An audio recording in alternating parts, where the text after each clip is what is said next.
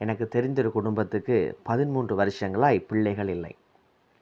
அவர்கள் ஒரு கிறிஸ்தவ குடும்பம், இயேசுவை விசுவாசிக்கிற ஒரு குடும்பம். மிகவும் போராடினார்கள். 13 ஆண்டுகளுக்கு பின்பதாய் தேவன் அற்புத விதமாய் ஒரு குழந்தையை அவளுக்கு ஆசீர்வதித்து கொடுத்தார். ஆனால் இங்கே நாங்கள் இந்த அற்புதத்துக்கு பின்னால் மறைந்திருக்கிற ஒரு உண்மையைத்தான் பார்க்க போகிறோம். என்னென்றா, அவர்களை பரிசோதித்து பார்த்த வைத்தியர் சொன்ன காரியம், நீங்கள் 13 ஆண்டுகளாய் நீங்கள் கர்ப்பமாகாமல் இருந்தது உங்களுக்கு நன்மை. ஏனென்றால் உங்களுடைய சரீரத்தில் இருந்த ஒரு வியாதி, நீங்கள் இன்னொரு குழந்தையை சுமக்கிற நிலை வந்தால் உங்களுக்கு மரணத்தை ஏற்படுத்தி இருக்கும்.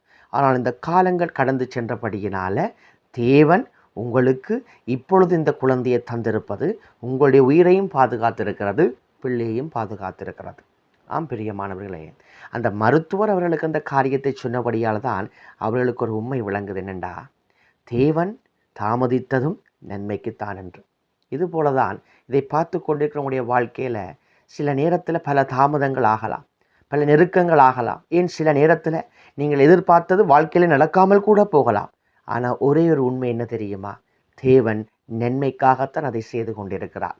இதை விசுவாசிப்பது கடினம். ஏனென்றால் ஆவிக்குரிய எல்லா காரியங்களையும் நாங்கள் அறிந்துவிட முடியாது. இப்போ இந்த சம்பவத்திலே பார்த்தது நமக்கு ஒரு தெரிகிறது. இதுபோல் உங்களோட வாழ்க்கையில் நடக்கிற உங்களுக்கு பின்னால் நடக்கிற ஒரு காரியமும் தெரியாது. ஆகவே தெரியாத வரையினாலே நாங்கள் நினைக்கிறோம், தேவனே எங்களுக்கு இப்படி துன்பத்தை தருகிறார், ஏன் அல்லது இல்லாவிட்டால் நமக்கு ஒரு நெருக்கமான சூழ்நிலையை தருகிறார். இல்லை பிரியமானவர்களே, ரோமர் 8:28 தெளிவாய் சொல்கிறது, தேவனிடத்தில் அன்பு கூறுகிறவர்களுக்கு சகலமும் நன்மைக்கு எதுவாய் நடக்கிறது.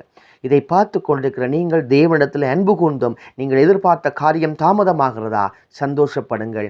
தேவன் உங்களுக்கு நன்மைக்கு எதுவாகவே அதை தாமதிக்கிறார். தந்தாலும் அவர்தான் தேவன், தராவிட்டாலும் அவர்தான் தேவன். விசுவாசத்திலே உறுதியாய் தரித்திருங்கள். கர்த்தர் நன்மையாய் யாவற்றையும் செய்து முடிப்பார். கர்த்தர் தாம் எங்களை நிறைவாய் ஆசீர்வதிப்பாராக. ஆமென்.